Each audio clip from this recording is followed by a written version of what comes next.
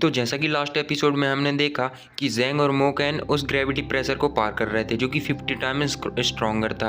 अब इसके बाद वो दोनों इस ग्रेविटी प्रेशर में एंटर करते हैं और जैसे ही वो एंटर करते हैं सबसे पहले मोकैन जाता है। अब जैसे ही मोकैन वहाँ पर पहुँचता है तो उसकी तो खटिया खड़ी हो जाती है क्योंकि वो जो ग्रेविटी प्रेशर था वो बहुत ही ज़्यादा था। और उसके बाद ज़ैंग भी एंटर कर जाता है उस 50 टाइम स्ट्रॉन्गर ग्रेविटी प्रेशर में। और जैसे ही अपना ज़ैंग मतलब अपना हीरो उस ग्रेविटी प्रेशर में एंटर करता है तो उसको तो कोई फर्क ही नहीं पड़ता और उसके मन से बस एक ही आवाज निकली, अजी कद्दू मेरा, ऐसे ग्रेविटी प्रेशर मेरा कुछ भी नहीं बिगाड़ सकते हैं। और ज़ैंग उसके बाद उस ग्रेविटी प्रेशर को रेसिस्ट करके आगे निकल जाता है और मोकैन बेचारा उसे देखता ही रह जाता है और मन में सोचता है कि ज़ैंग कितना ज़्यादा पावरफुल है, मैं तो इस ग्रेविटी प्रेशर को हैंडल भी नहीं कर पा रहा हूँ। इसके बाद ज़ैंग अपने धीरे धीरे सभी साथियों के साथ वहाँ से ऊपर की तरफ चढ़ने लगता है, मतलब उन्हीं सीढ़ियों की तरफ। अब जैसे ही ज़ैंग आगे बढ़ने लगता है और उस ग्रेविटी प्रेशर को वहाँ पे रेसिस्ट करके आगे बढ़ जाता है, उसके बाद ज़ैंग की बॉडी ग्रेविटी प्रेशर से निकल के अपने आप हील होने लगती है और ज़ैंग बोलता है कि मेरी बॉडी अपने आप हील हो रही है, लगता है असुर ड्रैगन की पावर की वजह से है। अब इसके बाद वहाँ पर मोकैन भी आ जाता है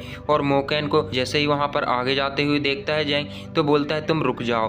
अभी जैसे ही वो लोग आगे जाते हैं ज़ैंग के साथ मिलकर तो वहाँ एक मोटा खड़ा होता है, हाँ वही मोटापा वाला, और उसके साथ ज़िमिए भी होता है जो कि लू बेरेन का मास्टर भी होता है। अब इसके बाद लू बेरेन का मास्टर मतलब ज़िमिए उस मोटे से कहता है कि तुम इन लोगों को रोको अपने आर्टिफैक्ट की मदद से और मैं यहाँ से जाता हूँ अपने टेस्ट देने के लिए। वो मोटा ऐसा ही करता है और अपने आर्टिफैक्ट को जितने भी लोग टेस्ट देने के लिए आते हैं उनके सामने लाकर खड़ा कर देता है और वो आर्टिफैक्ट एक शील्ड की टाइप में खड़ा हो जाता है। इसके बाद जो ज़िमिए होता है वो ये देखकर निकल जाता है अपना टेस्ट देने के लिए, लेकिन जो ज़ैंग था उसको काफ़ी ज़्यादा गुस्सा आ रहा था ये सिचुएशन देखकर। और इसके बाद वो सभी लोग एकदम से जैसे ही उस शील्ड को तोड़ने के लिए आगे बढ़ते हैं तो वो सभी उस शील्ड को नहीं तोड़ पाते हैं और पीछे गिर जाते हैं। अब इसके बाद ज़ैंग भी उसे तोड़ने के लिए आगे बढ़ता है लेकिन वो शील्ड बहुत ही ताकतवर होती है, मतलब वही आर्टिफैक्ट। अब इसके बाद वो जो ज़िमिए होता है वो अपने डिसाइपल से कहता है, मतलब उसी मोटे से, कि तुम यहाँ पर ध्यान रखना, मैं तो अपने टेस्ट देने जा रहा हूँ। और इसके बाद वो अपने टेस्ट देने निकल जाता है। अब इसके बाद जो ज़ैंग होता है वो भी उस आर्टिफैक्ट को तोड़ने के लिए आगे बढ़ता है लेकिन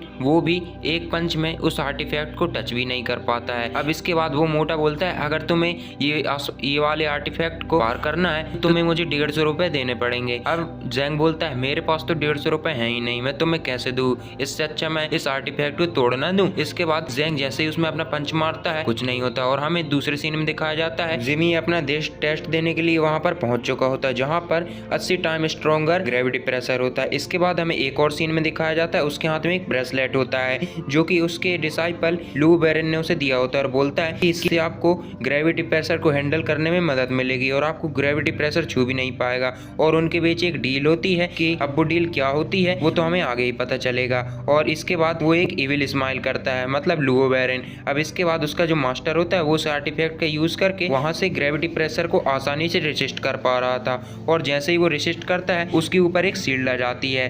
अब जैसे ही वो शील्ड आती है वो उस ग्रेविटी प्रेशर को आसानी से पार कर जाता है। अब इसके बाद वहां पर एक अनाउंसमेंट होती है कि जो ज़िमिए है उसने अपना टेस्ट पार कर लिया है और इस टेस्ट में वो फर्स्ट पोजीशन को होल्ड करता है। और इस अनाउंसमेंट को सभी लोग जैसे ही सुनते हैं उन्हें काफ़ी ज़्यादा गुस्सा आता है क्योंकि वो लोग अभी भी वहीं अटके हुए थे, लेकिन जो ज़िमिए था उसने अपने टेस्ट को पार कर लिया था लेकिन फिर भी वो लोग ज़िमिए की वजह से ही अटके थे वहाँ पे क्योंकि उसके जो मोटा साथी था, मतलब उसका जो डिसाइपल था, उसने अपने आर्टिफैक्ट की मदद से सबको रोक रखा था और उसने सबसे 150 रुपये की मांग की थी लेकिन कोई भी उसे 150 रुपये देने के लिए तैयार ही नहीं था। अब सभी लोग बोलते हैं कि हमें कुछ करना चाहिए। अब ज़ैंग को आ रहा था बहुत ज़्यादा गुस्सा और वो देखता है कि ये मोटा तो मान ही नहीं रहा और जैसे ही ज़ैंग अपनी पावर को एक्टिवेट करता है तो मोटा भी उसे देख के काफ़ी ज़्यादा डर जाता है क्योंकि उसने देख लिया था कि ज़ैंग की पावर अचानक से बढ़ गई है और ज़ैंग जैसे ही अपनी पावर को बढ़ाता है उससे काफ़ी ज़्यादा पावरफुल ऑरा निकलने लगता है। अब इसके बाद ज़ैंग अपने पीछे से असुर ड्रैगन को बुला लेता है और जैसे ही वहाँ पे असुर ड्रैगन आता है वो तुरंत ही उस पर हमला कर देता है उस आर्टिफैक्ट पे और जैसे ही वो एक के बाद एक पंच उस आर्टिफैक्ट में बजाता है तो वो उसकी डोमेन में पहुंच जाता है, मतलब उसके स्पिरिचुअल वर्ल्ड में। और ज़ैंग जैसे ही उसके स्पिरिचुअल वर्ल्ड में पहुंचता है वहां उसे देखते हैं बहुत सारे स्पिरिचुअल बॉडीज। अब जैसे ही ज़ैंग देखता है कि उसके सामने एक स्पिरिचुअल वर्ल्ड है वो समझ जाता है कि आगे क्या होने वाला है और जैसे ही वो समझता है ज़ैंग अपने डैगर को बाहर निकाल लेता है जो कि उसने उस स्पिरिट मास्टर से लिया होता है और इसके बाद वो क्लोन बॉडी भी ज़ैंग पर हमला कर देते हैं और इसके बाद ज़ैंग एक के बाद एक सबको पेलना स्टार्ट करता है, किसी की गर्दन उड़ाता है, किसी का पैर उड़ाता है, लेकिन वो लोग ज़ैंग पर भी बहुत ही खतरनाक तरीके से हमला कर रहे थे। यहाँ पर हमको इंटेंस लेवल की फाइट देखने को मिलती है। अगर आप लोग इस एपिसोड को देखेंगे तो काफ़ी मज़ा आएगा, तो ज़रूर से देखिएगा। इसके बाद ज़ैंग का डैगर वहीं पर नीचे गिर जाता है और जैसे ही ऐसा होता है वो जो आर्टिफैक्ट था वो तुरंत ही डिस्ट्रॉय हो जाता है। अब जैसे ही वो डिस्ट्रॉय होता है मोटे की तो गांड फट के हाथ में आ जाती है। वो बोलता है कि अब तो मैं गया, भैया मुझे माफ़ कर दो, मुझे 150 रुपये नहीं चाहिए, आप मुझसे 200 ले लो।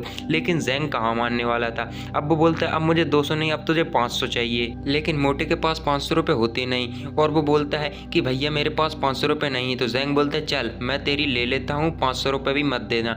अब मोटा बोलता है कि भैया ऐसा मत करो, मेरी तो फट के हाथ में आ जाएगी। अब ज़ैंग बोलता है कि नहीं मैं कुछ नहीं जानता, मुझे तो अब चाहिए। अब इसके बाद वो जो सभी लोग थे वो उस मोटे को पीट पीट के आगे बढ़ने लगते हैं, उसकी मार के भी आगे बढ़ रहे थे। अब इसके बाद ज़ैंग सभी लोगों के साथ ऊपर चढ़ने लगता है और इसके बाद वो लोग देखते हैं कि वो लोग टॉप में पहुंचने वाले हैं और मोकैन भी खुश हो जाता है जब वो टॉप पॉइंट को देखता है और ज़ैंग से वो बोलता है कि हम पहुंचने ही वाले हैं। इसके बाद हमें नेक्स्ट पार्ट क्या होगा ये तो हमें आगे ही पता चलेगा। और अगला वीडियो देखने के लिए चैनल को सब्सक्राइब कर सकते हो और वीडियो को भी एक लाइक ज़रूर से कर सकते हो, क्योंकि अगर आप यहाँ तक देख चुके हो वीडियो को तो आपको ये एपिसोड ज़रूर से पसंद आया होगा। तो चैनल को कीजिए सब्सक्राइब और वीडियो कीजिए लाइक। तब तक के लिए good bye and take care दोस्तों।